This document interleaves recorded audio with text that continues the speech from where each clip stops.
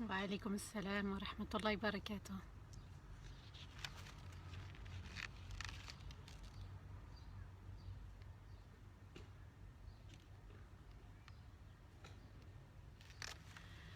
أعوذ بالله من الشيطان الرجيم. بسم الله الرحمن الرحيم. Alors je ne sais pas si déjà au son c'est bon. Est-ce que vous pouvez me confirmer rapidement? Comme ça on évite de commencer et de recommencer.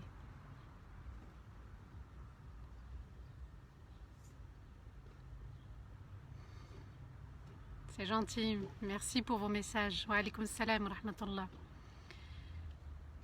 J'attends qu'on me confirme, est-ce qu'au niveau du son c'est très bon? Il n'y a pas de son? C'est bon. Est-ce que d'autres peuvent me confirmer? Comme ça je regarde si la majorité entend ou pas.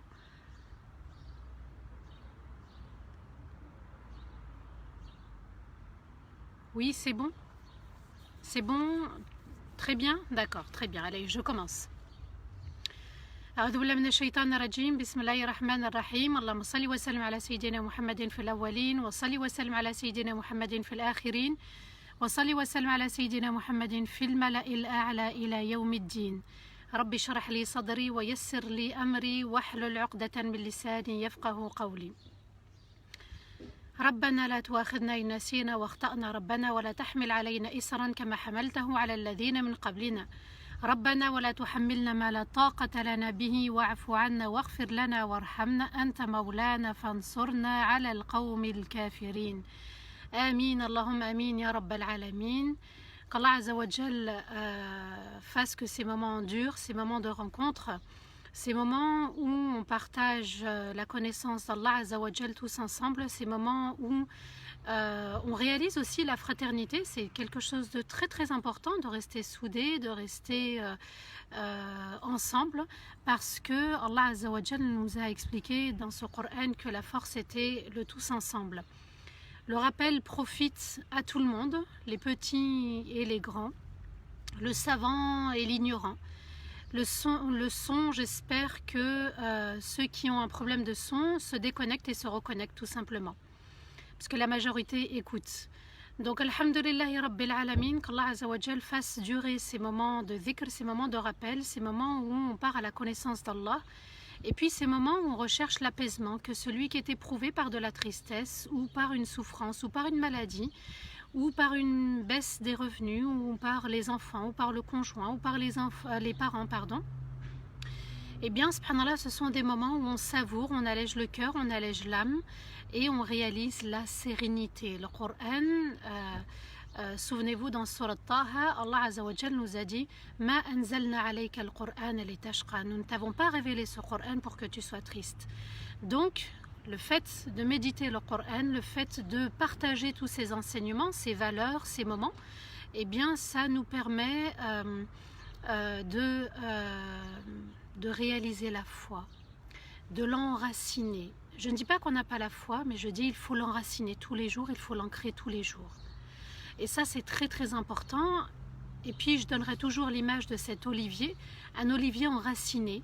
Donc, les racines qui se propagent, les racines qui sont de partout, pour que le tronc reste solide, pour que la foi du croyant, la crainte du croyant reste ancrée, enracinée. Et Allah Azza wa Jal l'a dit dans les débuts de Surat Al-A'raf, et ceci est un souvenir pour ceux qui portent la foi dans leur cœur. Et on a besoin de se souvenir d'Allah Azza wa Jal, on a besoin de se ressourcer, on a besoin de nourrir cette âme, ce cœur, pour être toujours meilleur. On va commencer la deuxième partie de Surat Al-A'raf. Donc on va réaliser l'unicité d'Allah, on va l'ancrer. Allah est unique. Allah est celui qui mérite d'être adoré. On est en train de réaliser La ilaha illallah, Muhammadun Rasulullah sallallahu alayhi wa sallam. Donc seul Allah mérite d'être adoré. Et puis de reconnaître le prophète alayhi salatu wa sallam, parce que c'est sur lui qu'a été révélé le livre, le Coran, le noble Coran. À nous aussi d'en faire un moyen pour pouvoir exister sur terre. Il y a le fait de vivre sur terre, mais il y a le fait d'exister sur Terre, de se donner un objectif de vie, de réaliser ses projets de vie. Et un des grands projets à réaliser sur cette terre, c'est l'unicité d'Allah, c'est l'amour d'Allah, c'est la crainte d'Allah, c'est l'espérance, c'est le tawakkul, c'est l'unité, l'union. Et un des projets aussi à réaliser, c'est de vivre en communauté, de partager, subhanallah, ces moments. Et puis, un des projets à réaliser sur terre, c'est le voyage dans l'au-delà. Qui dit voyage dans l'au-delà dit Al-Firdaus, qui dit voyage dans l'au-delà dit aussi la rencontre avec Allah. Alors, nous arrivons à la deuxième partie de Surat Al-A'raf. Donc hier on a vu les débuts de Surat Al-A'raf, donc jusqu'au verset 18, et on a vu aussi le comportement de Iblis lorsqu'Allah Azza wa Jal lui a ordonné de se prosterner. On avait expliqué que la prosternation, seul Allah Azza wa Jal savait comment était cette prosternation. Nous, on a l'information qu'il devait se prosterner. Les anges devaient se prosterner, Iblis devait se prosterner. Et que Adam était comme la Qibla pour nous aujourd'hui, c'était une direction, c'était une reconnaissance de Adam. Et qui dit Adam va dire Hawa et va dire toute la descendance de Adam. Ça signifie quoi? Que quand on médite le verset où Allah dit وَلَقَدْ كَرَّمْنَا بَنِي Adam, et nous avons honoré les fils de Adam, les enfants de Adam et les filles de Adam, donc les enfants de Adam, eh bien Allah Azza wa Jal nous avait déjà honorés tous dans les cieux. Alors, ça signifie quoi? Que j'ai une place privilégiée auprès d'Allah si je me soumets à sa volonté. Allah Azza wa Jal nous dit, on l'a vu hier, وَاتَّبِعُوا مَا et suivez ce qui vous a été ordonné dans le Coran. Donc à nous de faire preuve justement de reconnaissance, la reconnaissance d'Allah Azza wa Jal, la reconnaissance aussi qu'Allah nous a été subhanallah, Allah nous a donné une grande place, une grande valeur dans les cieux avant même d'arriver sur terre. C'est à nous de saisir cette chance, c'est à nous de saisir ce cadeau qu'Allah nous a donné, c'est-à-dire la valeur. Et cessons de se mépriser, cessons de se critiquer. Critiquer pour avancer, alhamdulillah. Mais se critiquer pour se dénigrer, pour reculer, non. Allah nous a donné déjà notre valeur, notre place dans l'au-delà, avant même d'arriver, subhanallah, sur terre. Et ça, c'est très important, il faut le comprendre, il faut l'ancrer, il faut l'enraciner. D'où l'importance aussi de méditer sur Al-A'raf, parce qu'il y a l'enseignement de la première histoire, notre première histoire. Ce n'est pas que l'histoire de Adam, notre père Adam, mais l'histoire de Adam, Hawa et sa descendance. Donc Shaitan hier, on l'a vu, c'était le premier péché commis dans les cieux, l'orgueil, de se croire supérieur à Adam.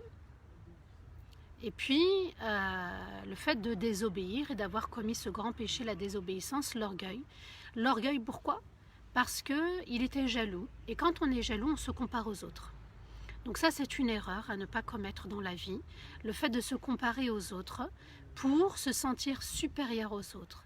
Mais on peut regarder les autres aussi et être dans la concurrence dans le bien, c'est-à-dire espérer faire comme l'autre,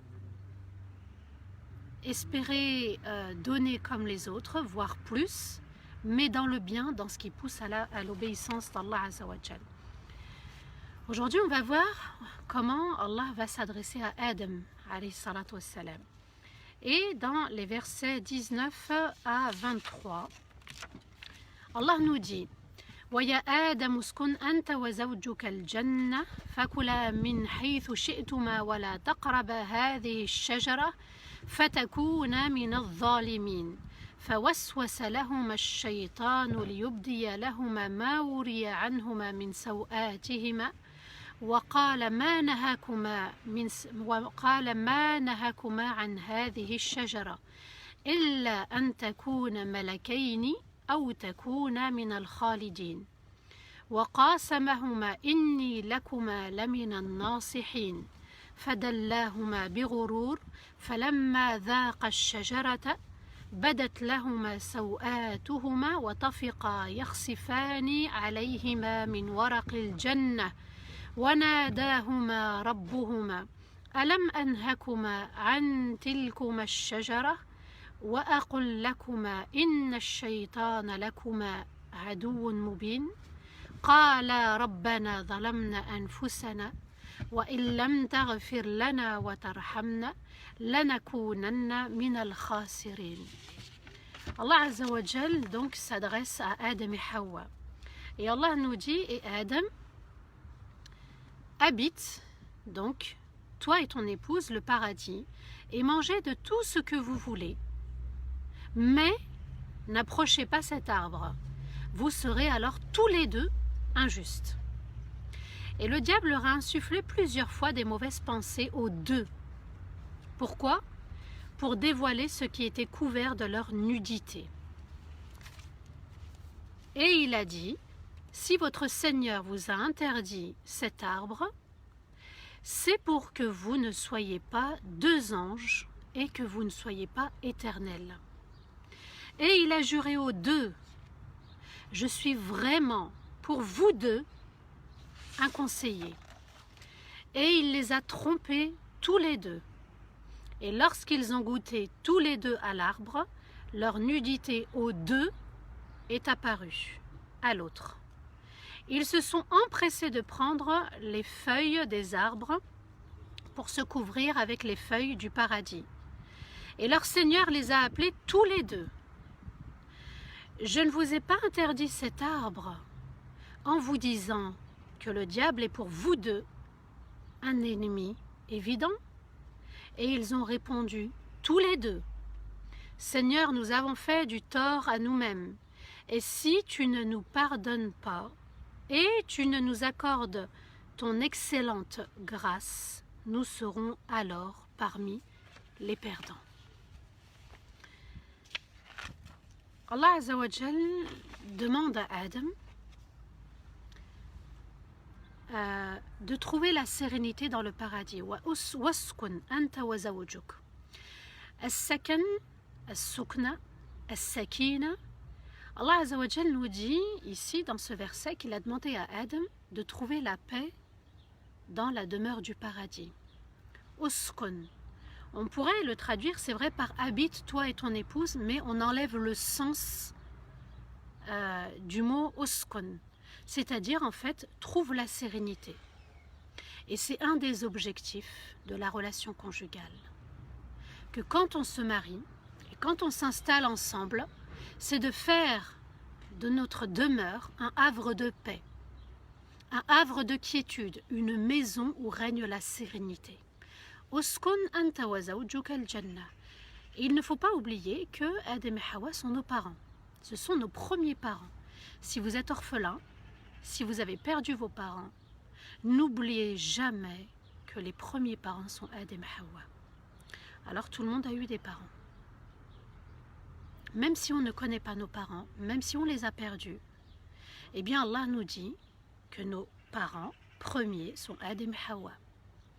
Allah leur demande, alors que c'est le paradis, subhanallah, ils sont au paradis, il leur dit, il s'adresse surtout à Adam parce que c'est lui le responsable de son épouse, Uskun anta wa zawjuka al-jannah. Et habite, toi et ton épouse, le paradis pour y trouver la sérénité. Et mangez de tout ce que vous voulez dans ce paradis. Mais n'approchez pas un seul arbre. Vous serez alors tous les deux injustes. Qu'est-ce qu'Allah Azza wa Jal nous dit? En fait, quand on regarde bien la législation divine, les ordres d'Allah, tout est permis, sauf ce qu'Allah a interdit de manière claire. Et ce qu'Allah Azza wa Jal a toujours interdit, c'est toujours une petite partie.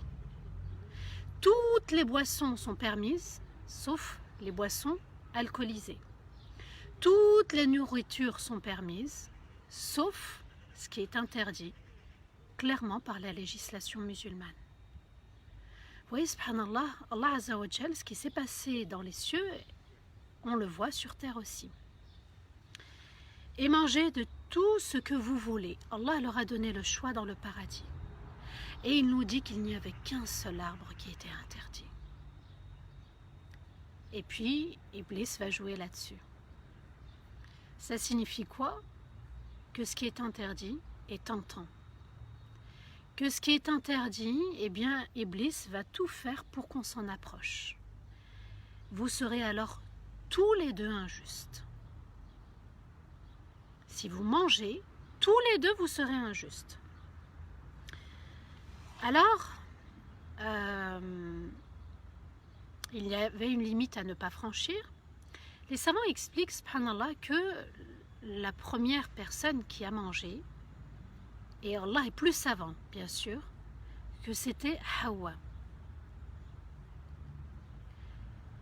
Apparemment, elle en a mangé. Allah Azzawajal nous dit qu'ils ont goûté déjà.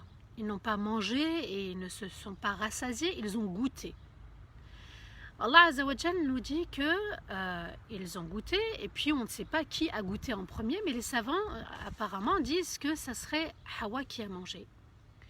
Et que le châtiment n'était pas tombé, c'est-à-dire le fait de descendre sur terre, cette décision n'a pas été encore prise, tant que Adam n'avait pas mangé. Hawa aurait commencé, Adam, et on va voir pourquoi tous les deux ont mangé, ont goûté, parce qu'Iblis a fait son travail. Mais Allah Azzawajal nous dit que même s'il y en a un qui a mangé, l'autre, même s'il n'a pas mangé, il se doit de lui faire le conseil, de lui rappeler. Mais lorsque les deux, ou lorsque la communauté, ou lorsque dans la famille, tous les deux, on enfreint les valeurs de l'islam, eh bien tous les deux, on est sanctionnés. Ça signifie que quand Allah Azzawajal nous dit « Wa ta'awanu 'ala al-birri wa taqwa » et entraidez-vous à vous rapprocher d'Allah et à sa crainte, ça signifie que le conseil est pour les deux, pour toute la communauté. On doit s'entraider. Il y en a un qui s'est trompé, il y en a un qui a glissé, on doit le ressaisir, sans le juger. Donc, il y avait une limite à ne pas franchir, et Allah Azzawajal leur a dit, vous serez alors tous les deux injustes. On avait expliqué hier que l'injustice, c'était quoi? C'était le fait de mettre quelque chose qui n'est pas au bon endroit. Là, en l'occurrence, ce qui n'est pas au bon endroit, c'est le fait de franchir la limite et de manger. Et le diable leur a insufflé plusieurs fois de mauvaises pensées. Allah nous dit aux deux, Allah a insufflé, Allah nous dit les deux shaitan, Iblis a insufflé les mauvaises pensées pour désobéir. L'waswas, c'est quoi? C'est le fait d'insuffler des mauvaises pensées. Et là, en l'occurrence, c'est pour qu'ils désobéissent. Shaitan avait un objectif bien précis, Allah Azzawajal nous le dit, pour dévoiler ce qui était couvert de leur nudité. Donc ils étaient couverts, leur corps était couvert, eux-mêmes ne voyaient pas leur nudité, et puis l'autre ne voyait pas la nudité de l'autre. Je répète, le corps de Hawa, le corps de Adam était couvert. Hawa ne voyait pas son corps, sa nudité, et Adam ne voyait pas son corps à lui. Et les deux ne voyaient pas la nudité de l'autre. C'est un symbole très fort, la nudité, parce que le fait d'être couvert cache nos imperfections, nos défauts, cache aussi ce qu'il y a de mauvais, subhanallah. Le fait, on va y revenir, Inch'Allah, parce qu'il y a un autre vêtement, c'est le vêtement de la crainte. Là, il avait un objectif, Iblis, c'était que leur nudité soit découverte. C'était de retirer ce vêtement. Tant qu'ils ne s'étaient pas approchés de l'arbre, ils étaient dans le vêtement de la crainte. Lorsqu'ils vont s'approcher de l'arbre, le vêtement de la crainte s'enlève. Ça signifie quoi? Que nous tous, on a un vêtement de la crainte. Et que dès qu'on franchit la limite, eh bien on n'est plus dans la crainte. Donc on n'est plus au bon endroit et on devient injuste envers nous-mêmes. Et Allah ajoute, et il a dit, si votre Seigneur vous a interdit cet arbre, c'est pour que vous ne soyez pas deux anges et que vous ne soyez pas éternels. Alors il leur explique pourquoi Allah interdit, soi-disant. On a vu hier que Iblis, en se comparant à Adam, était vraiment dans l'erreur. Parce qu'il a comparé le feu à l'argile. Et il s'est cru supérieur à Adam. Et il a oublié la place qu'Allah a accordée à Adam quand il a demandé aux anges de faire la prosternation. C'est pour que vous ne soyez pas deux anges et que vous ne soyez pas éternels. Donc regardez comment il commence à les tromper. Si Allah vous a demandé de ne pas manger de cet arbre, c'est qu'Allah il ne veut pas que vous soyez des anges. Mais la question qui se pose, qui s'est prosterné à qui? C'est Adam qui s'est prosterné aux anges ou ce sont les anges qui se sont prosternés à Adam? Regardez, subhanallah, comment Shaitan, lorsqu'il nous apporte ces mauvaises pensées, il les apporte de manière erronée. Donc il faut faire attention. Il faut être vigilant au raisonnement qu'il cherche à nous apporter. Donc il leur dit, oui mais c'est pour que vous ne soyez pas deux anges.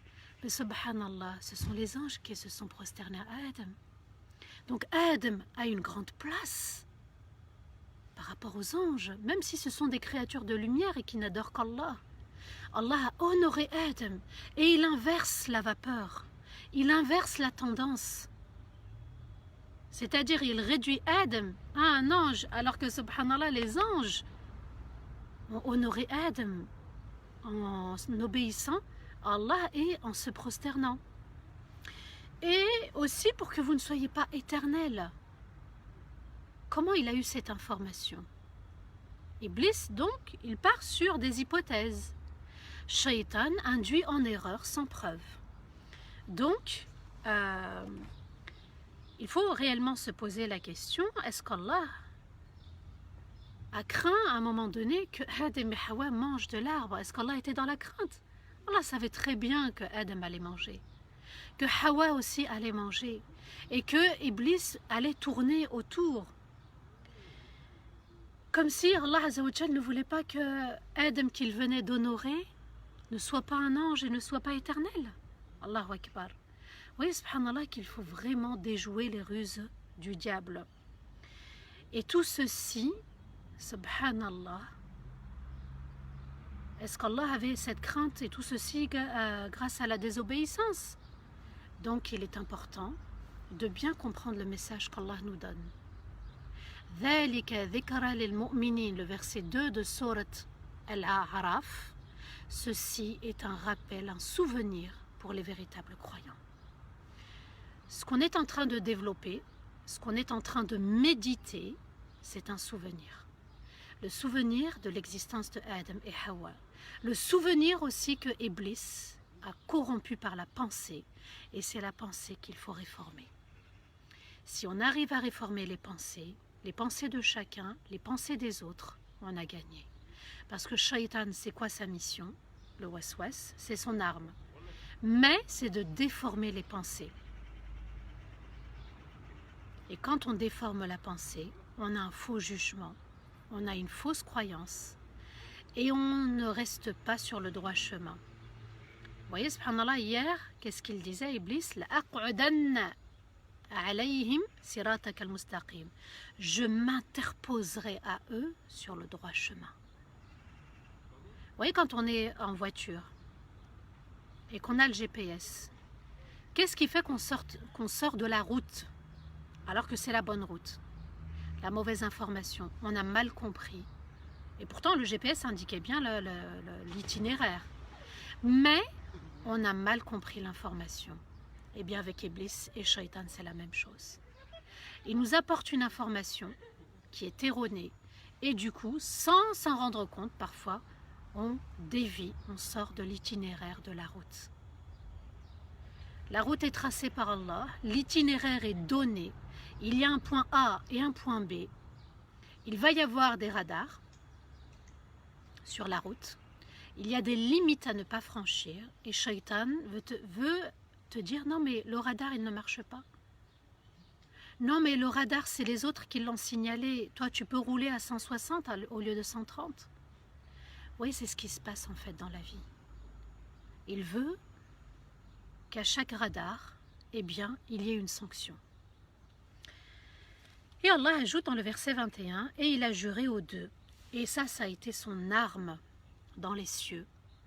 Et il a juré aux deux. Et il a juré aux deux. Je suis vraiment pour vous deux un conseiller. Depuis quand Iblis a aimé Adam pour lui donner des bons conseils?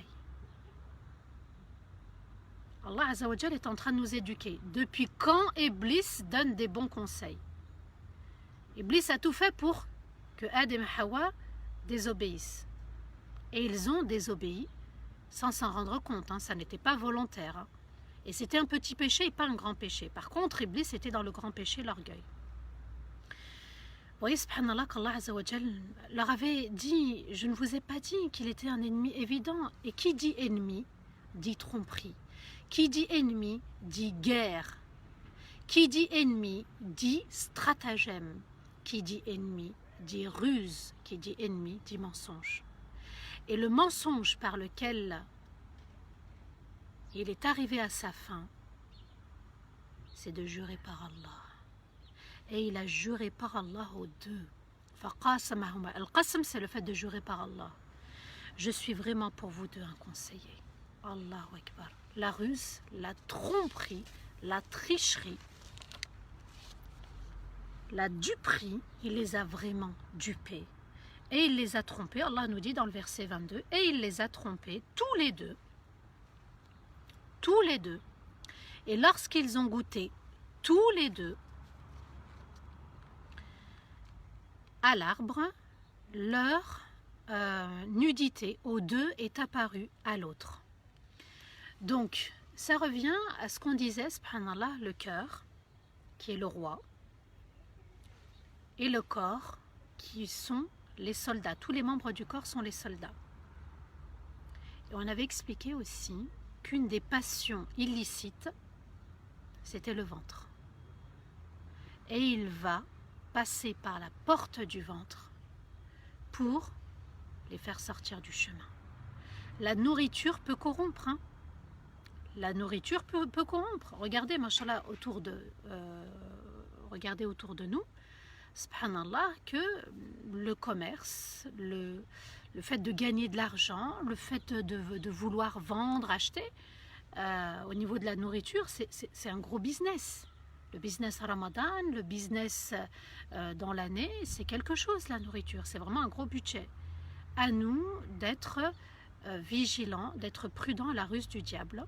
Et puis, Shaitan, qu'est-ce qu'il fait? Qu'est-ce qu'il aime? Qu'on soit dans le gaspillage aussi. Le gaspillage de la nourriture.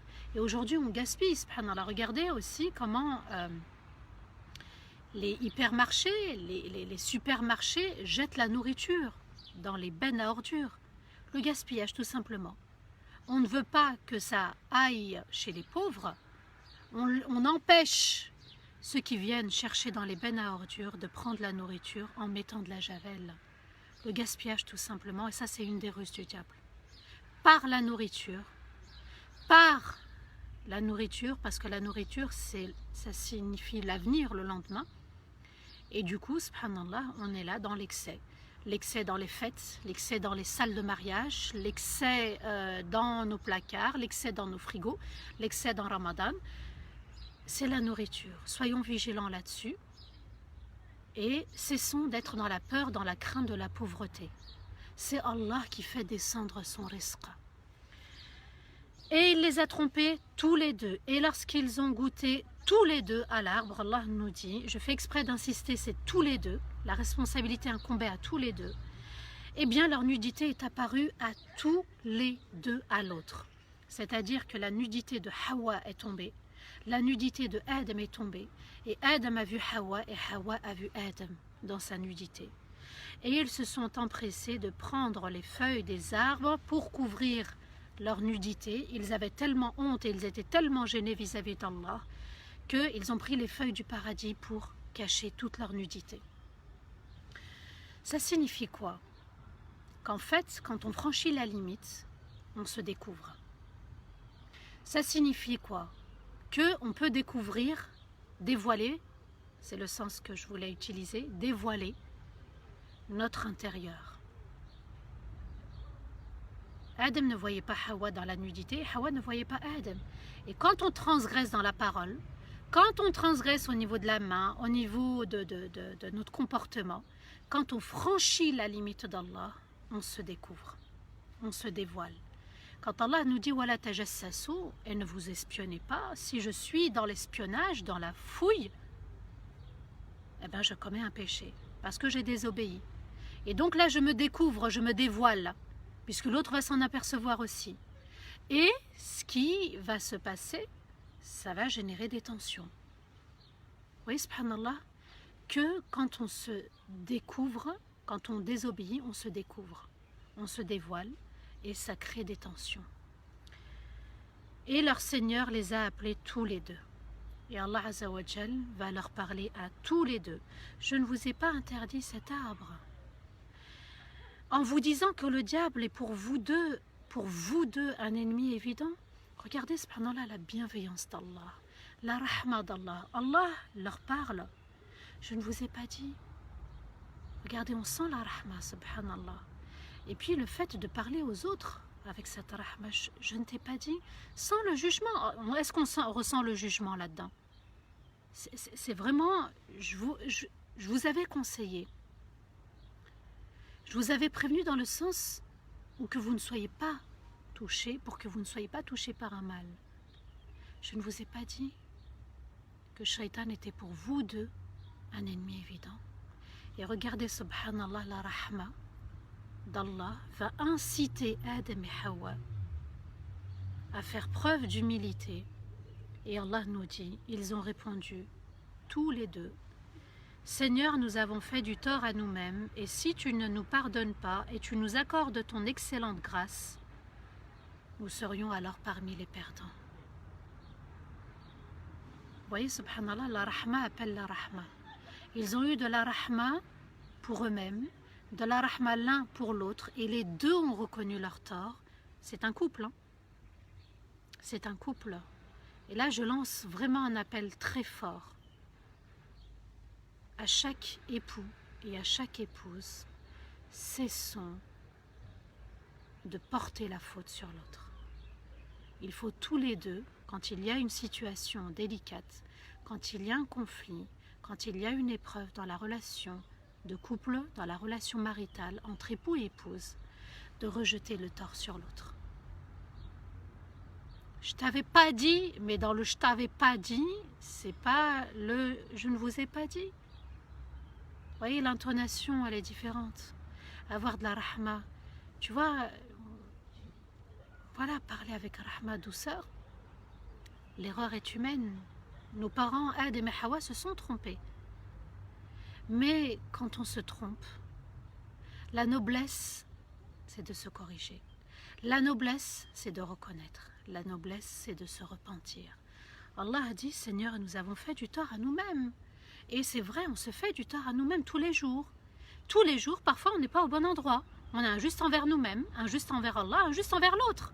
Une parole de trop qui n'est pas au bon endroit, un geste de trop qui n'est pas au bon endroit, un acte de trop qui n'est pas au bon endroit, eh bien, on devient injuste. Et c'est pour ça qu'on dit régulièrement, Ehdina sirat al-mustaqim, Seigneur, guide-nous vers le droit chemin, le chemin du milieu, du juste milieu. Ni je me fais du mal à moi-même, et ni je transgresse les droits de l'autre. J'ai des devoirs, l'autre a des droits, l'autre a des devoirs, et il a des droits vis-à-vis de moi. Oui, subhanallah, et ça c'est pour les relations familiales, conjugales, les relations fraternelles dans la communauté, les relations professionnelles. Voyez, subhanallah, qu'Allah Azza wa Jal nous dit, vous pouvez vous tromper, vos premiers parents se sont trompés. Mais agissez aussi comme vos parents, prenez exemple sur vos parents et faites preuve d'un repentir sincère. Ya Allah, si tu ne nous pardonnes pas, et si tu n'agis pas envers nous avec ta rahma excellente, on sera parmi les perdants. Et les perdants, c'est qui? Pas de rahma, pas de pardon, l'enfer. À nous de prendre exemple sur nos nobles parents, de s'en inspirer. De s'inspirer de la rahma d'Allah Azza wa Jal, parce qu'Allah Azza wa Jal a eu de la rahma pour eux, et c'est Allah qui les a inspirés à se repentir, à reconnaître leur tort et sans jeter la pierre sur l'autre. Ouais, mais c'est toi qui as commencé. Non, mais c'est toi qui est le chef, le responsable. Si tu étais présent à côté de moi, j'aurais pas mangé. Ça ne sert à rien. Ça ne sert à rien. Ce sont des ruses du diable. C'est Allah qui a inspiré Adam et Hawa à être responsables de la responsabilité qu'Allah leur a confiée. Il ne fallait pas désobéir, ils ont désobéi, mais ils ont reconnu leur tort et se sont repentis. Et elle est là la noblesse du croyant. Elle est là la noblesse du musulman. Allah Azza wa Jal nous dit dans les versets 24 et 25 قال اهبطوا بعضكم لبعض عدو ولكم في الأرض مستقر ومتاع إلى حين قال فيها تحيون وفيها تموتون ومنها تخرجون. Et il dit descendez sur terre ennemis les uns pour les autres.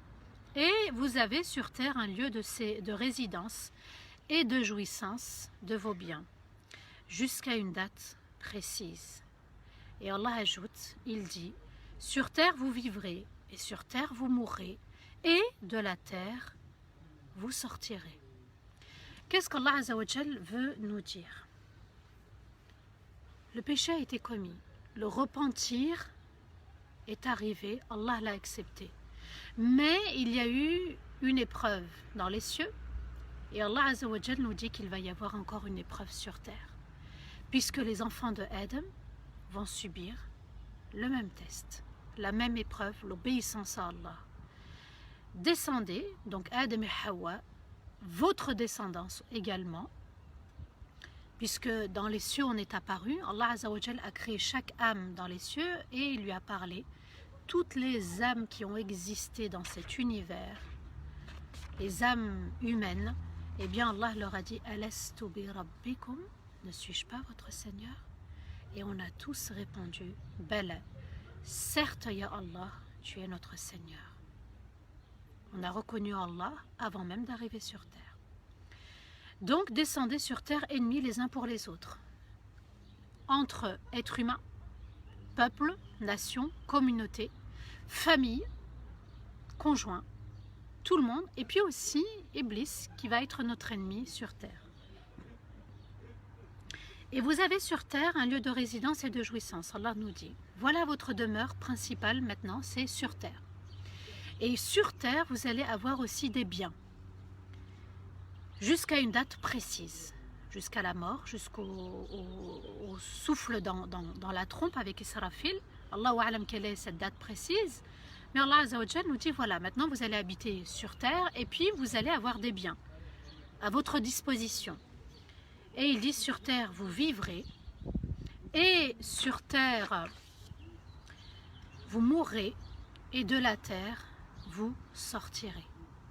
Donc Allah Azza wa Jal nous dit qu'on a une mission sur terre, le fait de vivre, d'exister. On ne peut pas vivre sans objectif dans la vie, on doit exister, c'est-à-dire avoir un projet de vie. Pourquoi? Parce que la mort va arriver. Pourquoi? Parce qu'on va retourner à notre Seigneur.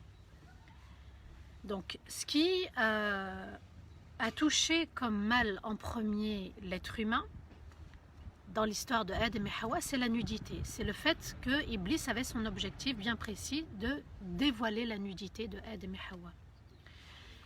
Et ce qui est magnifique, subhanallah, c'est qu'ils ont eu un sentiment de honte, de culpabilité. Ils savent que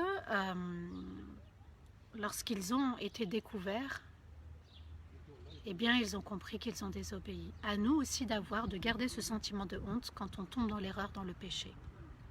C'est-à-dire, tellement on est gêné, tellement on est honteux, on revient très vite vers Allah pour se repentir.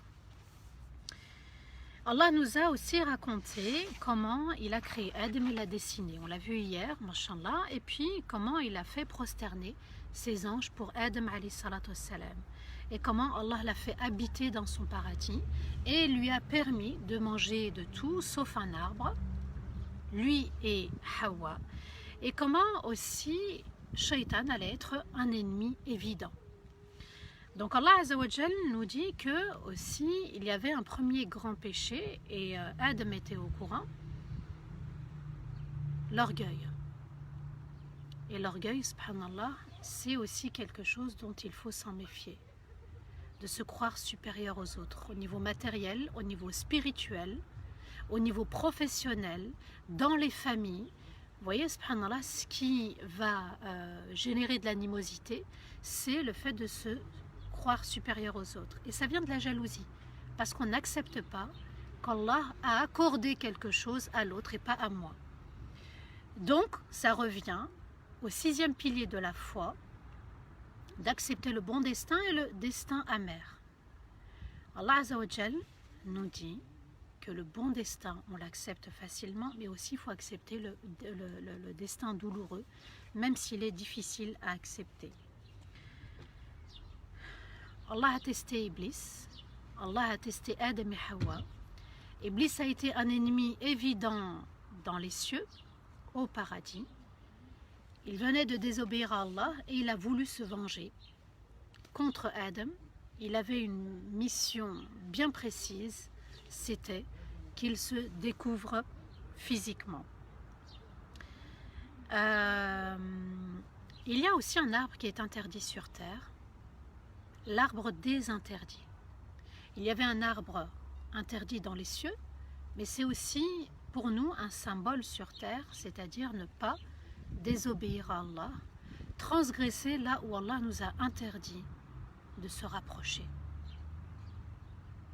Et le fait de se rapprocher nous expose à tomber dans le péché.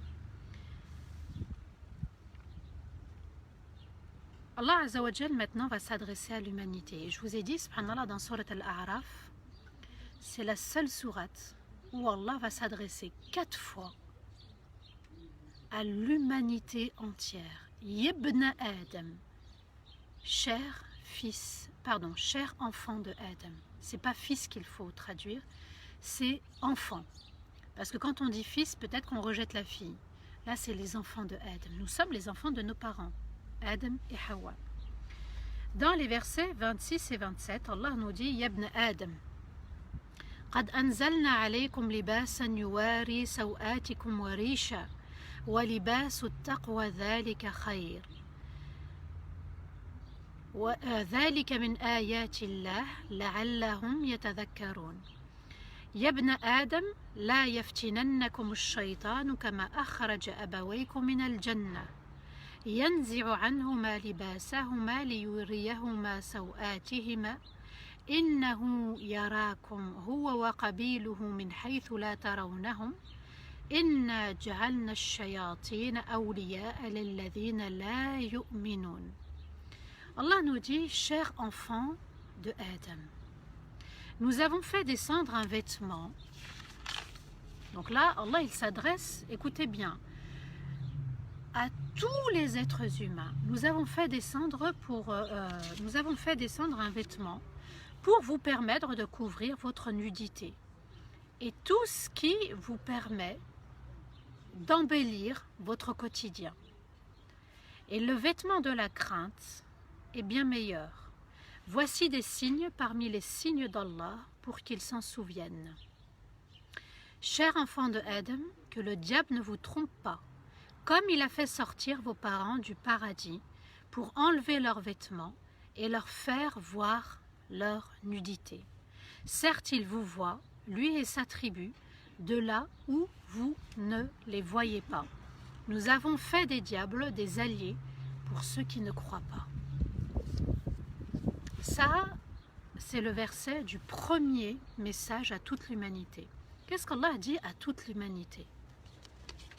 C'est important de connaître ce message parce qu'en fait, c'est une responsabilité de toute la communauté, à l'échelle humanitaire.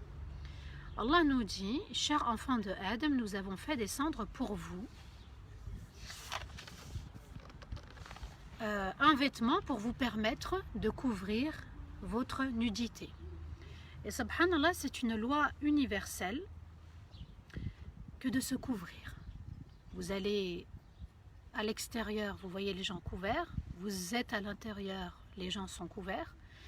Dans les familles, on se couvre. À l'extérieur, on se couvre.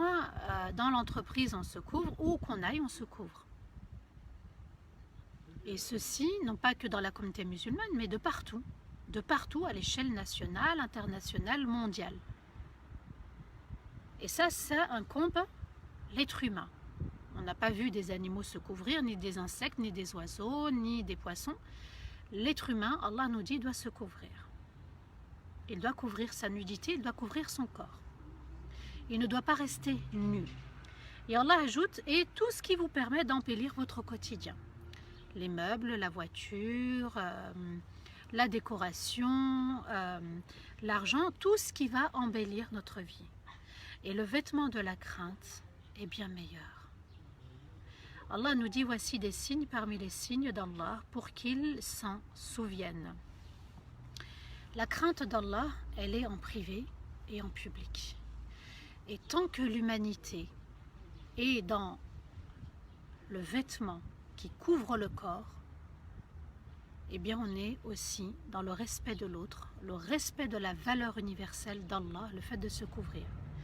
Et Shaitan va attaquer l'humanité tout entière en les poussant progressivement à se dénuder. Aujourd'hui, on est arrivé à un stade, au niveau de la mode, au niveau du vêtement, au niveau de la tenue vestimentaire, à une légèreté dans l'habillement. Et ça touche même notre communauté musulmane. Donc, le fait de se découvrir pour tomber dans le péché, c'est-à-dire se déshabiller pour tomber dans les relations intimes interdites, le fait de se déshabiller, de réduire sa tenue dans les familles, cela peut pousser au manque de respect à dépasser les limites. Vous voyez, subhanallah, dans certaines traditions, eh bien, il y a des parents qui prennent le bain avec leurs enfants. Ils sont nus, ils sont petits, ils sont nus.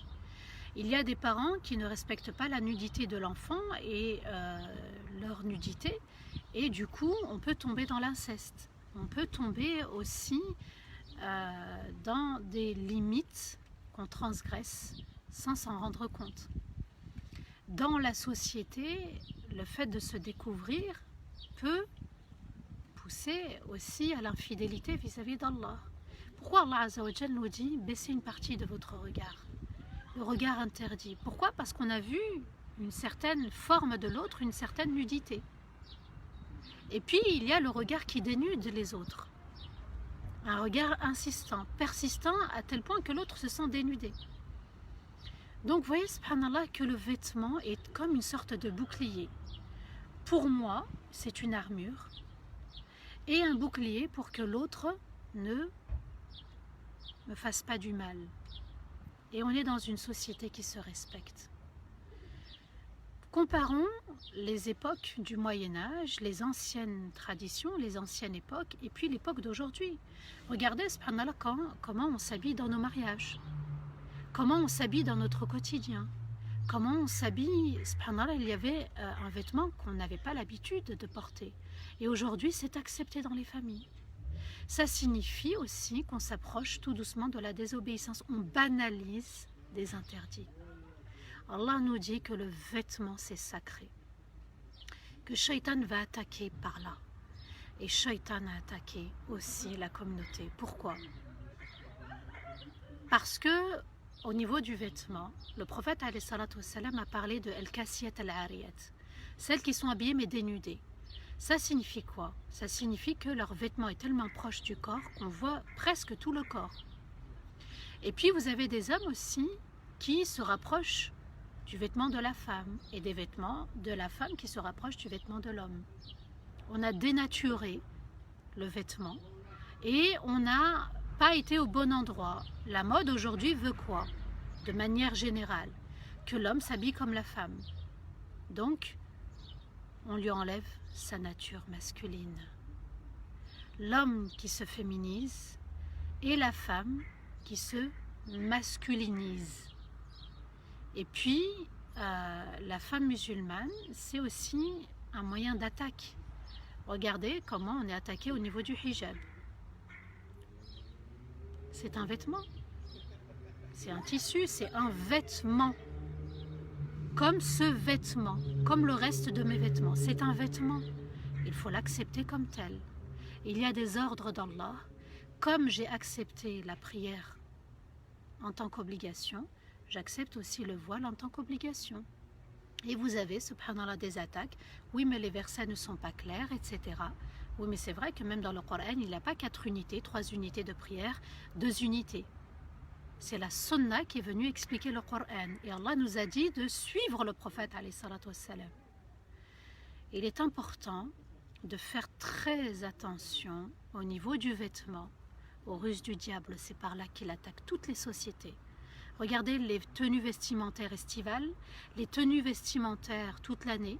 Regardez comment on arrive à se dévoiler, à se déshabiller. Même quand on est habillé, on est déshabillé. À nous aussi d'adopter le meilleur comportement au niveau du vêtement. Et Allah Azza wa Jal nous dit, et le vêtement de la crainte est bien meilleur. Le vêtement qui couvre tout le corps. Le vêtement qui respecte les règles d'Allah. Le vêtement de la femme, c'est quoi? C'est un vêtement large qui n'épouse pas la forme et c'est un vêtement opaque et pas transparent. Au niveau des couleurs, l'islam n'a pas légiféré. Au niveau de... Vous voyez, c'est par là qu'on ne voie pas les formes et qu'il ne soit pas transparent. Et puis, il y a un vêtement aussi de l'homme, pas dans l'orgueil, qui respecte le corps sans rechercher à ressembler à la femme. Il y a le vêtement de la crainte. Comme on s'habille dans la salat, on s'habille à l'extérieur. Le vêtement est sacré pour Allah. Et Shaitan va venir nous attaquer là-dessus. Pas que dans la communauté, à l'échelle mondiale. Il s'est donné cet objectif au paradis. Il s'est donné encore cet objectif sur terre. Son intention n'a pas changé. Allah nous dit, et c'est pour ça qu'Allah s'adresse aux enfants de Adam, je répète, chers enfants de Adam, que le diable ne vous trompe pas, comme il a fait sortir vos parents. Donc Allah, il nous dit, ce sont nos parents du paradis, pour enlever leurs vêtements et leur faire voir leur nudité. Certes, il vous voit, lui et sa tribu, de là où vous ne les voyez pas. Allah nous dit juste avant, ce sont des signes parmi les signes d'Allah. Pour qui? Pour ceux qui veulent se souvenir, pour qu'ils s'en souviennent. Allah nous dit que sur terre, on doit se souvenir de ce qui s'est passé dans l'au-delà. Et il n'y a que ceux qui se souviennent, qui seront toujours préservés, protégés, sur le droit chemin et qui seront dans la crainte. Le souvenir me permet de rester sur le droit chemin. Le souvenir me permet de rester dans la crainte. Le souvenir me permet de préserver ma foi. Le souvenir me permet de me rapprocher d'Allah. Le vêtement est sacré, je le répète. On peut mettre toutes les couleurs qu'on veut. Mais il y a 2 valeurs à respecter. D'accord? Que ça ne se rapproche pas trop du corps et que ça ne soit pas transparent. Tout simplement. Et puis pour la femme, de couvrir les cheveux, de couvrir la poitrine. C'est comme ça qu'Allah Azza wa Jal nous a expliqué dans le Coran. Mais il faut revenir au texte et il faut revenir même au texte prophétique pour comprendre cette valeur.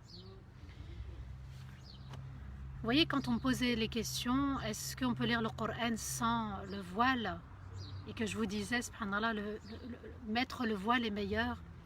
Allah nous dit, le fait de porter le voile, eh bien, ça nous protège, on est plus dans la méditation. Et puis, vous savez, subhanallah, que Shaitan, Allah nous a dit, lorsque vous lisez le Coran, demandez la protection contre qui? Contre Shaitan. Il tourne quand on se rapproche du Coran. Et quand on se rapproche du Coran, on voit la vérité. C'est pour ça que lui et sa tribu nous tournent autour. Et qu'on s'est éloigné du Coran en cherchant à l'apprendre sans le méditer. Je répète, apprendre le Coran, c'est une bonne chose. Mais de le méditer, de le savourer et de le mettre en pratique, c'est juste magnifique. À nous, justement, d'en faire un moyen de se rapprocher d'Allah. Beaucoup apprennent le Coran, c'est bien. mais c'est encore meilleur et plus beau quand on le médite. Pourquoi? Parce qu'on y découvre la vérité.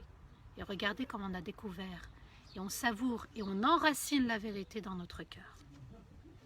Nous avons fait des diables des alliés pour ceux qui ne croient pas. Vous voyez, subhanallah, Shaitan il s'attaque à qui? À celui qui ne croit pas en son Seigneur, qui se détourne de l'au-delà, qui se détourne de la vérité et qui la refuse. Shaitan il est là, comme il a tourné autour de Adam et Hawa, il va tourner aux personnes qui ont renié Allah et puis aussi aux personnes qui se rapprochent des limites d'Allah, qui se rapprochent de ceux qui se rapprochent des limites d'Allah ou qui sont tombés, qui ont franchi les limites d'Allah. Donc il faut absolument se protéger de Shaitan, et on avait vu hier que Shaitan allait nous attaquer par devant, par derrière, par la droite, par la gauche, mais jamais par en haut. Lorsqu'on demande à Allah de nous protéger contre lui, lorsqu'on demande à Allah Azza wa Jal, même quand on a glissé, on lui demande pardon. Il n'intervient jamais entre nous et Allah. D'accord? La connexion se fait toujours. Il n'y aura jamais un problème de réseau. Sauf si nous, on a choisi justement de mettre notre réseau en mode avion. C'est-à-dire couper la connexion. À nous d'être vigilants. D'accord? Shaitan existe. Shaitan est là. Shaitan a un stratagème, un objectif. Il ne faut pas lui donner aussi l'importance qu'il ne mérite pas. C'est un ennemi évident, déclaré, mais à nous d'appliquer ce qu'Allah nous a demandé.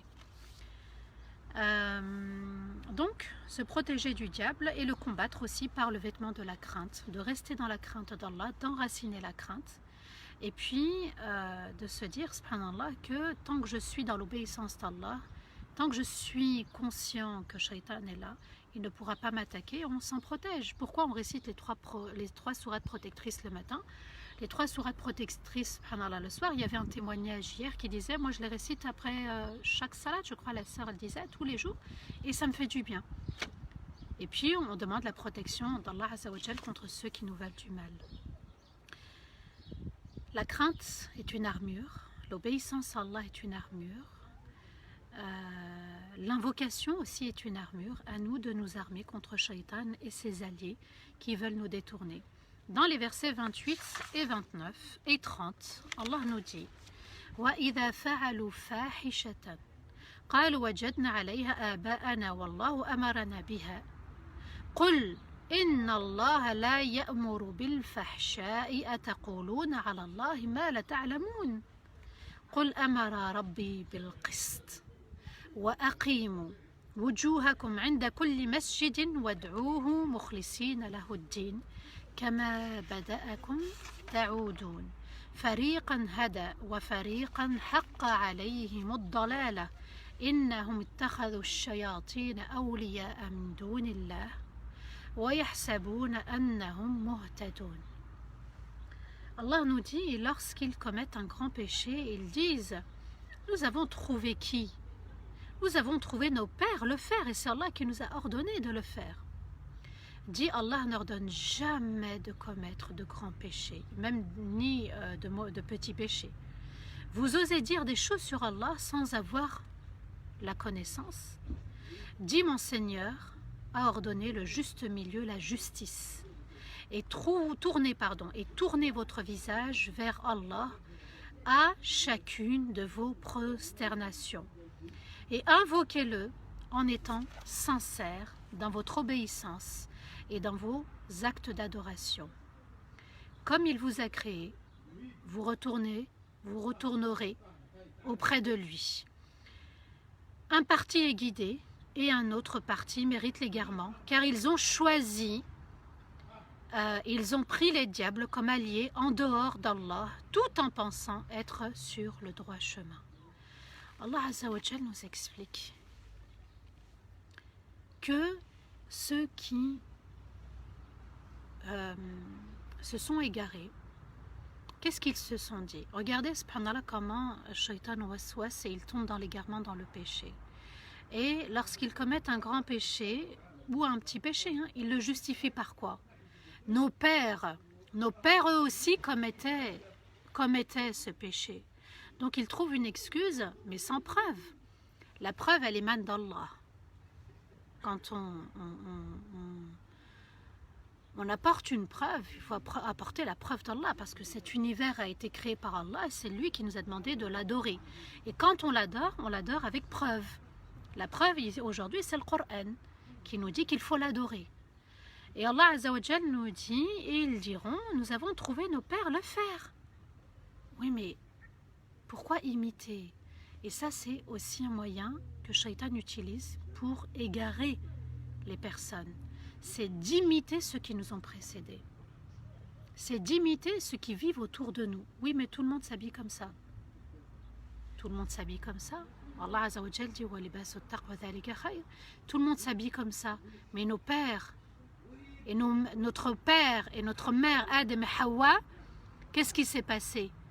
Leur nudité a été dévoilée, le vêtement est tombé. Donc, Shaitan veut toujours que le vêtement tombe, continue à tomber, pour qu'on ne soit pas dans la crainte. Tant qu'on se protège, on est dans le respect, dans la crainte, les limites ne vont pas être dépassées vis-à-vis des uns et des autres. Dès qu'on découvre un petit peu, d'accord, l'homme ou la femme, ça peut pousser aussi au désir. Et puis aussi, quand on se met en colère, on peut se dévoiler, on peut dire des choses qui dépassent les limites d'Allah, faire des choses qui dépassent les limites d'Allah. Donc vous comprenez pourquoi il est important de maîtriser aussi les passions illicites, ce qui pousse au péché, les défauts du cœur, les passions du cœur, parce qu'on peut tomber dans l'erreur et le péché. Et là, Shaitan, il a gagné parce qu'on a été dévoilé. Allah Azza wa Jal nous dit qu'il justifiait ceci sans excuse, enfin il trouvait une excuse mais sans preuve. Il disait oui mais les autres, ceux qui nous ont... Tout le monde le fait. Ce n'est pas parce que Allah Azza wa Jal nous dit, ce n'est pas parce que tout le monde le fait que c'est vrai, que c'est juste. Et là il faut absolument revenir à la raison et de se dire qu'est-ce que Shaitan m'a apporté comme pensée pour changer ma vraie raison, la raison de la nature, la fitra. On a une fitra. Il y a des choses qu'on fait, il y a des choses qu'on ne fait pas. La fitra, notre nature humaine, nous dit qu'il y a des choses qu'on fait et des choses qu'on ne fait pas. Mais Shaitan veut venir corrompre notre fitra. Shaitan veut que cette bonne nature humaine disparaisse. Comment il agit? Eh bien, par les péchés. Et cette fitra va être couverte par les péchés. Et du coup, on n'arrive plus à revenir à ce qui est bon et ce qui est mauvais. Comme Allah nous a créé, le bon sens, la bonne foi, la bonne croyance, la bonne clairvoyance, on n'est plus clairvoyant. On est corrompu par Shaitan, on est corrompu par notre ego. Et il faut absolument retrouver cette fitra.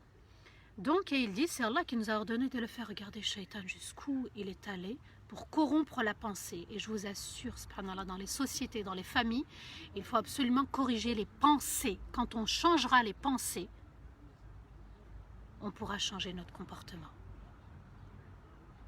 Et regardez comment ils agissent, rien qu'à la maternelle, comment ils veulent les corrompre, c'est-à-dire accepter l'homosexualité. Vous voyez, subhanallah, comment on agit, tout par la pensée. Tout passe par la pensée, le formatage. Tout passe par la manipulation de la pensée. Et il agit au niveau du vêtement, de la nudité, du corps de la personne. Regardez, subhanallah, vous allumez Instagram, vous regardez, les gens, ils se montrent, ils se pavanent, ils sont dans la démonstration, dans les projecteurs. De quoi? De leurs vêtements et de leur corps. Vous regardez, moi quand j'allume Insta, je dis subhanallah, et ça c'est dans tous les pays. Vous regardez des photos, un tel, des hommes et des femmes, tout le monde veut se montrer au niveau de leurs vêtements, au niveau de leur corps. Regardez l'objectif de Shaitan. C'est qu'on se pavane au niveau de nos vêtements et qu'on se pavane au niveau de notre corps. Et il n'y a plus le vêtement de la crainte. Les ados, les adultes, parfois on montre des enfants, hommes et femmes, on est tombé dans cette ruse de Shaitan.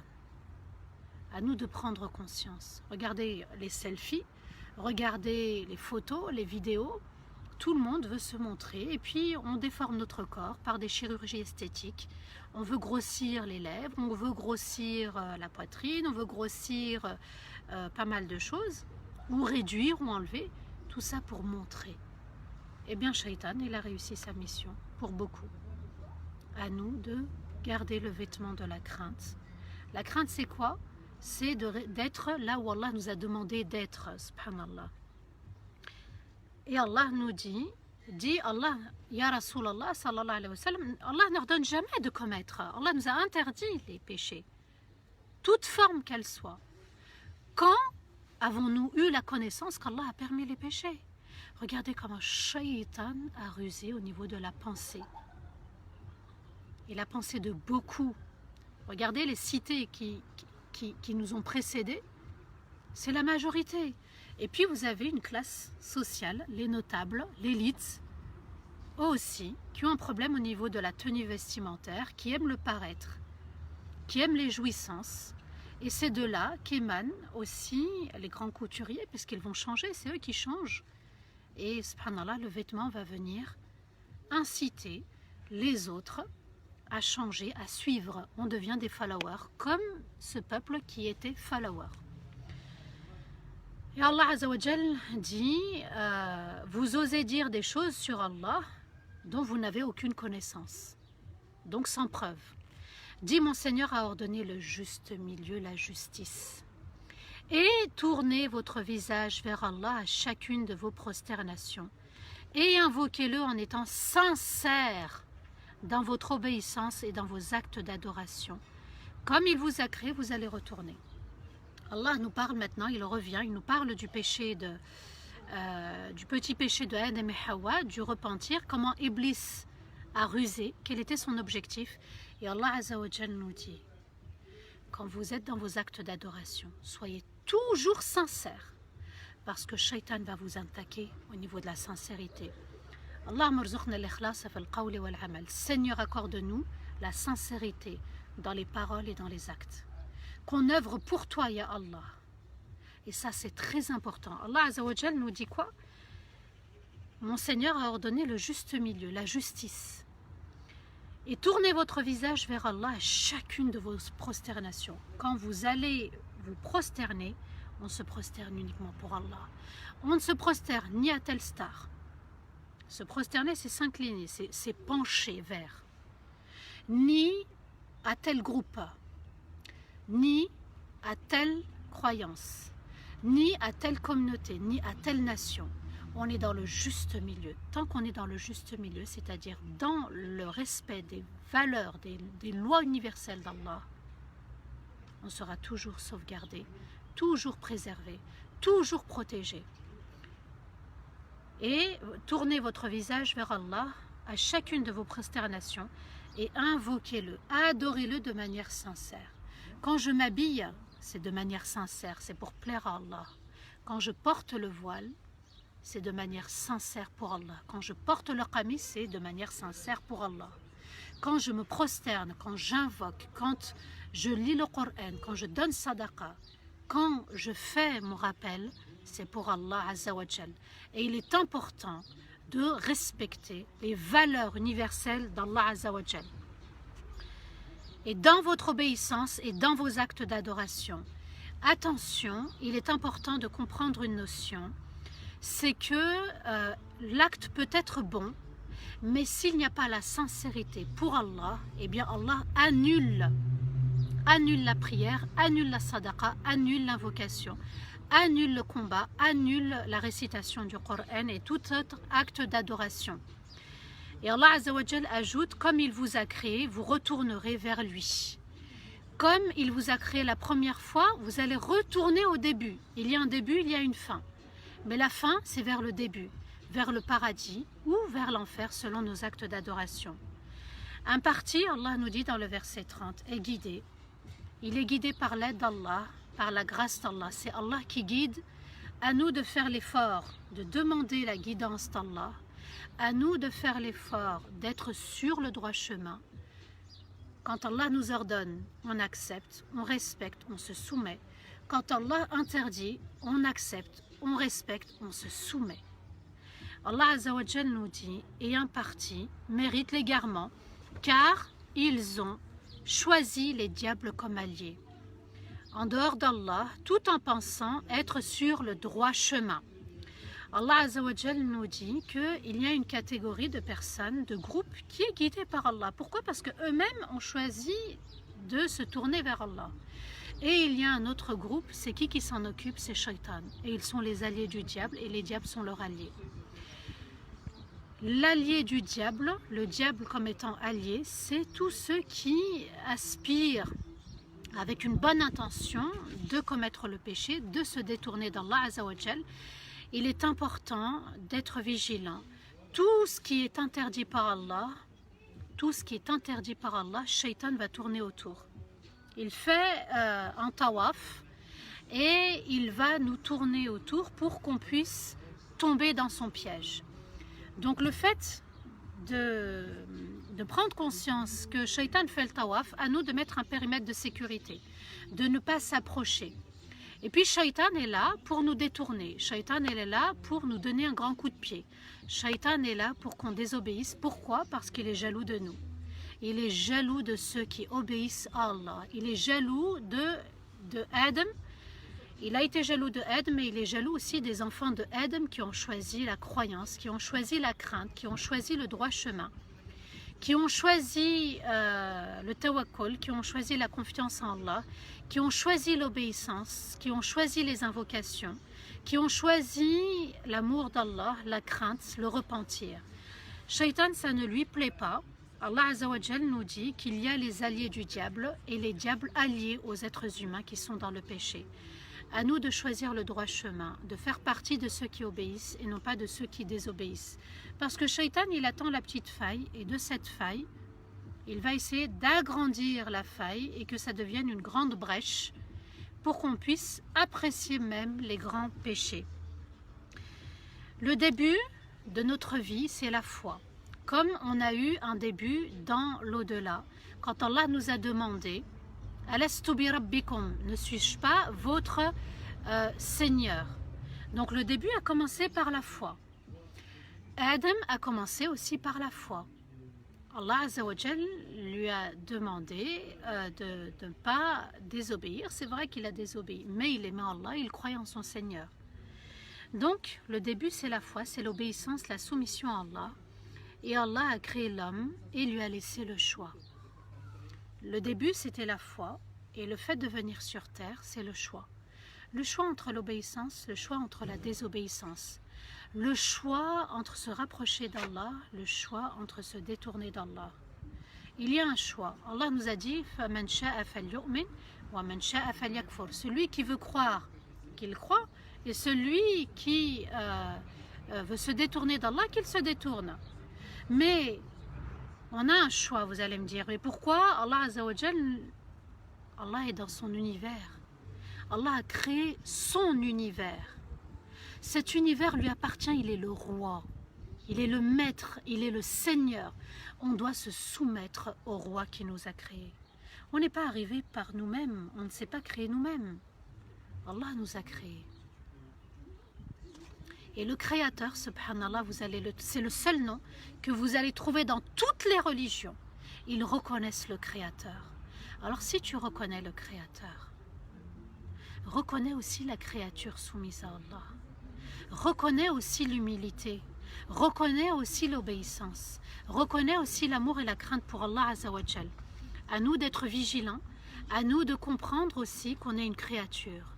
On est une humble créature qui est de passage sur terre, et on le voit autour de nous, tous les jours il y a des morts qui quittent, subhanallah, ce monde.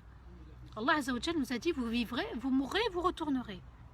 C'est une valeur universelle, à nous d'y croire, à nous de mettre en pratique ce verset. On va rendre des comptes. Seigneur, fais qu'on te rencontre sans aucun péché, sans aucune erreur. C'est-à-dire que tous nos péchés ont été effacés au préalable. L'erreur est humaine, le péché est humain. Mais rencontrer son Seigneur avec zéro péché, pur et purifié, avec une bonne fitra. On est là, Allah Azza wa Jal nous a dit, Fatashqa, il a dit à Adam alayhi salatu wassalam, que si on quitte le paradis, on vient venir sur terre, et on va devoir faire des efforts. Et on est venu sur terre. C'est comme ça, c'est la vie. Allah avait déjà décidé qu'on allait venir sur terre. À nous aussi de mettre en place un projet de vie. Le projet de vie, ça n'est pas que professionnel, ça n'est pas que conjugal, ça n'est pas que un projet de vie pour exister. Je dois exister parce qu'Allah m'a donné mon existence. C'est lui qui m'a permis d'exister. J'existe en tant qu'être humain, j'existe en tant que femme, en tant qu'homme, j'existe en tant que véritable croyant, véritable croyante. J'existe aussi en véritable musulman et véritable musulmane. J'existe aussi de manière fraternelle, à l'échelle humanitaire, humaine, mais aussi à l'échelle de la communauté. J'existe, je dois apporter la paix, je dois répandre la paix, je dois être juste envers moi-même, juste envers les autres, être sage. Être sage, c'est être juste. Ne pas dépasser les limites d'Allah, ni avec soi-même, ni avec les autres. On est là pour se soutenir, on est là aussi pour se réunir, on est là aussi pour apporter pour l'autre tout ce qui permet d'améliorer les choses. Et un des moyens d'améliorer les choses aussi, c'est de contribuer par exemple par des tout petits dons, avec le Tipeee qui est épinglé là juste en dessous, des tout petits dons. Vous ne savez pas quand est-ce que la mort approche, quand est-ce qu'elle va arriver, mais de petits gestes pour améliorer notre foi. Regardez, machallah, comment on a pu vivre un excellent Ramadan, comment on a pu vivre un excellent confinement. Tout ça parce qu'il y en a qui sont derrière, que vous ne voyez pas, qu'Allah voit, et qui contribuent. On est là aussi pour se faire le rappel à nous-mêmes et faire le rappel aux autres. Chacun ce qu'Allah lui a donné. Et chacun ce qu'Allah va lui reprendre. Et quand Allah reprend, j'espère qu'on sera à la hauteur de ce qu'il va reprendre. Quand il va reprendre notre âme, j'espère qu'on aura une âme pure et purifiée, qui s'est purifiée à travers sadaqa, à travers la salat, le bon comportement, la justesse, la clairvoyance, à travers, subhanallah, tout ce qui nous rapproche d'Allah Azza wa Jal, tous les bons actes, tous les bons comportements, tout ce qu'Allah aime, on doit aimer. Tout ce qu'Allah déteste, on doit détester. Allah Azza wa Jal nous dit que le début c'était la foi et qu'on doit retrouver cette foi à travers la fitra. Et Allah a créé l'homme et lui a donné le choix et il lui a envoyé les prophètes et les messagers et les livres. Il y a un livre universel ici entre nos mains. Ce n'est pas que le livre des musulmans ou des croyants, c'est aussi le livre de toute l'humanité. Et la preuve en est que dans Surat Al-A'raf, 4 fois, aujourd'hui on va voir qu'une seule fois, 4 fois Allah s'est adressé à toute l'humanité. Alors on se doit de respecter les enfants de Adam, tous ceux avec qui on est lié dans l'humanité, mon voisin, même s'il est non musulman, même s'il est musulman, mon époux, mon épouse, mes enfants, mes parents, mes frères et sœurs, la communauté. Quand je sors à l'extérieur, c'est un enfant de Adam. C'est un enfant de mon parent. Je ne peux pas rejeter mon frère ou ma sœur. À nous d'être justes. Pas d'excès, pas de zèle, pas de limite franchie. Quand le radar est à 130, c'est 130. Quand il est à 80, c'est 80. Quand il est à 70, c'est 70. Dès que je franchis la limite, je serai sanctionné. Allah Azza wa Jal, c'est lui qui a voulu que l'histoire de Adam soit racontée dans Surat Al-A'raf. Et elle va être racontée dans 7 sourates. À nous de nous en inspirer, à nous de revenir à l'essentiel, à la source. La nudité est importante. Se couvrir, avoir le vêtement de la crainte, le vêtement qui protège ma langue, qui protège mes mains, qui protège mon corps, qui protège mon comportement, le vêtement de la crainte, c'est-à-dire être là où Allah m'a demandé, dans les paroles, dans les actes et dans le bon comportement pour revenir au paradis. Il est important aussi de comprendre que parmi les biens qu'Allah nous a confiés sur cette terre, c'est la foi. un des biens qu'Allah nous a confiés, eh bien c'est le mariage, c'est les parents, c'est les enfants, c'est la sadaqa, c'est la prière, c'est toutes ces bonnes choses qui font cet univers, qui font notre vie, notre quotidien. Et que les biens aussi s'en vont lorsqu'il y a des péchés. Le paradis dans lequel étaient Adam et Hawa, Allah Azza wa Jalla l'a retiré lorsqu'ils ont commis même un petit péché. Ils n'étaient pas dans le grand péché, un petit péché. Alors on doit se poser la question, quand on est éprouvé, pourquoi on est éprouvé? Tout simplement, il y a eu des péchés. L'istighfar, tout de suite, comme Adam et Hawa, dalamna anfusana. On s'est fait du tort à nous-mêmes, on a été injuste. Tout de suite on revient. L'époux revient, l'épouse revient, même les enfants. Les parents reviennent, tout le monde. Allah Azza wa Jalla dit wa tubu ila Allah jami'an. Et tous ensemble revenez de vos péchés vers Allah.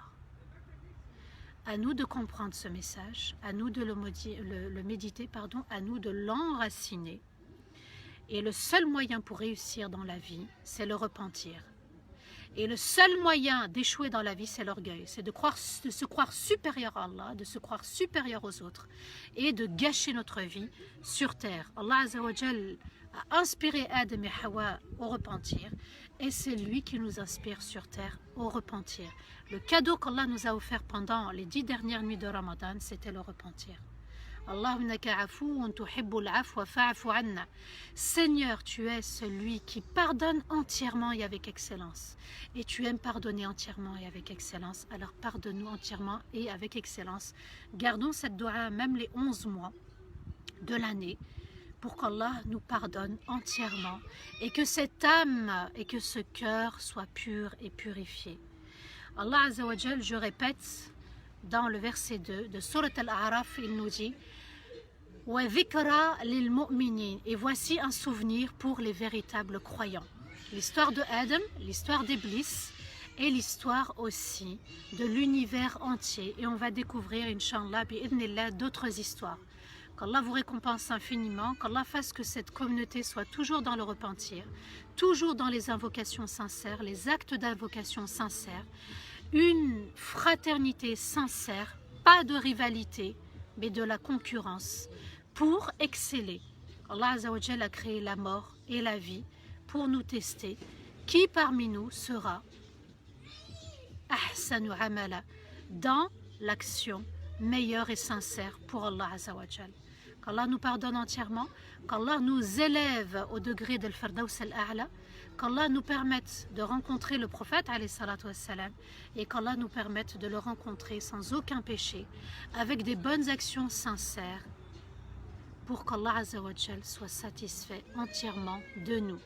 Amin, Allahumma amin, wa astaghfirullah li wa lakum, subhana rabbika rabbil izzati amma yasifun, wa salamun ala al-mursalin, walhamdulillahi rabbil alamin.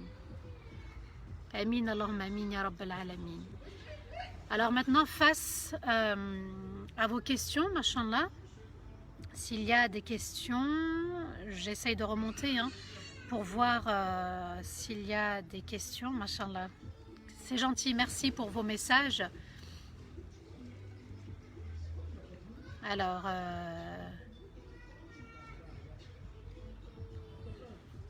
je continue, machallah.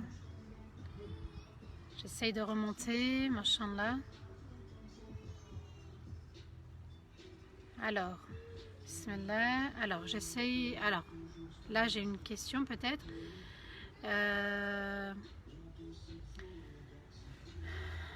Alors, la sœur, elle demande est-ce que le turban est permis ou non. L'essentiel, c'est de couvrir la tête, le cou, la poitrine, d'accord, de bien et qu'on ne voit aucune forme. Et d'avoir un vêtement ample, large, sans qu'il y ait de transparence. Donc je répète, les cheveux, le cou, de couvrir la poitrine et chacun à son rythme. Personne n'a jugé celle qui porte le turban, celle qui porte un autre vêtement, chacun à son rythme et qu'Allah Azza wa Jal nous accorde le meilleur. Amin, Allahumma amin ya rabbal alamin, qu'Allah vous récompense, amin, c'est gentil pour vos invocations, pour vos messages. Alors, quelles sont les conditions pour prier dans la voiture? C'est quand on n'a vraiment pas le choix du tout. Quand on n'a pas le choix, ni dans le lieu de travail, ni à l'extérieur du lieu de travail, ni autour, eh bien, subhanallah, on doit prier dans la voiture, c'est le dernier recours.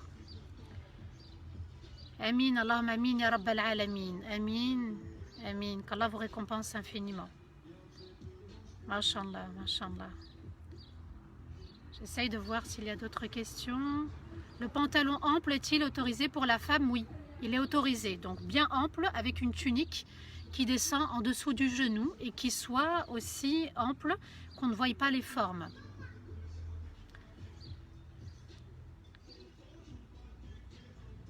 Mashallah, amin, Allahumma amin, ya Rabbal alamin.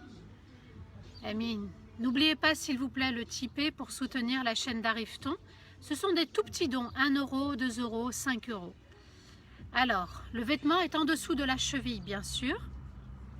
Le vêtement est en dessous de la cheville. Qu'Allah me permette un jour de faire un rappel sur le voile de la femme musulmane. Le port du pantalon est-il permis ou non? Oui, il est permis tant qu'il est ample, il est large et qu'on ne voit pas les formes avec une tunique longue en dessous du genou. Pas mi-cuisse, pas de slim, un vêtement ample, un vêtement large, opaque, pas transparent et on ne voit pas les formes. Voilà, donc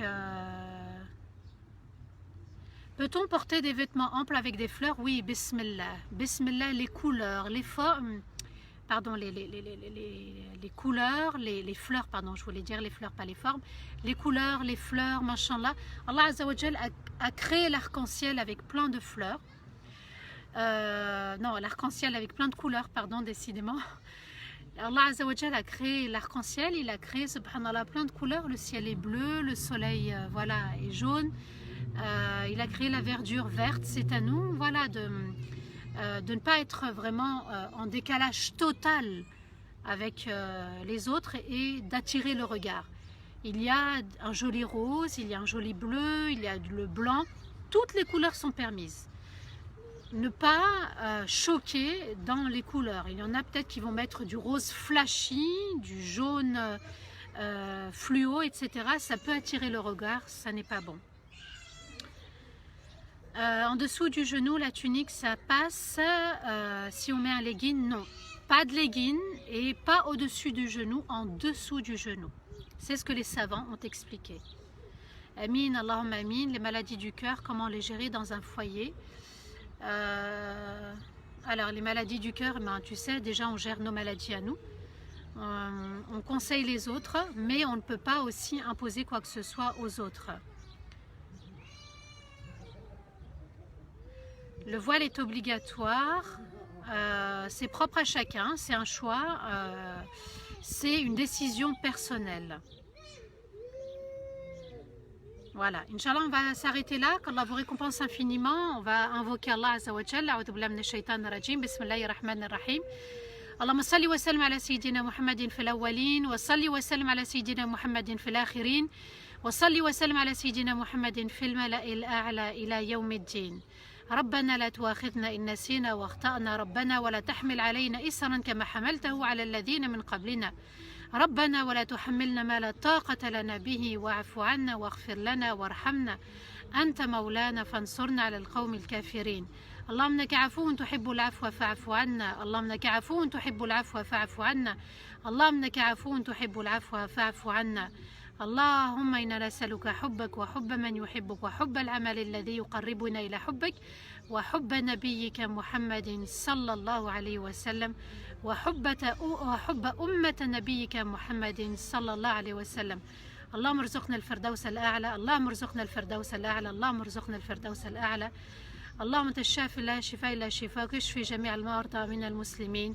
اللهم يا أرحم الراحمين يا رب العالمين ارحم والدينا ووالدي والدينا وجميع المسلمين والمؤمنين يا رب العالمين. اللهم صل وسلم على سيدنا محمد وعلى آله وصحبه وسلم.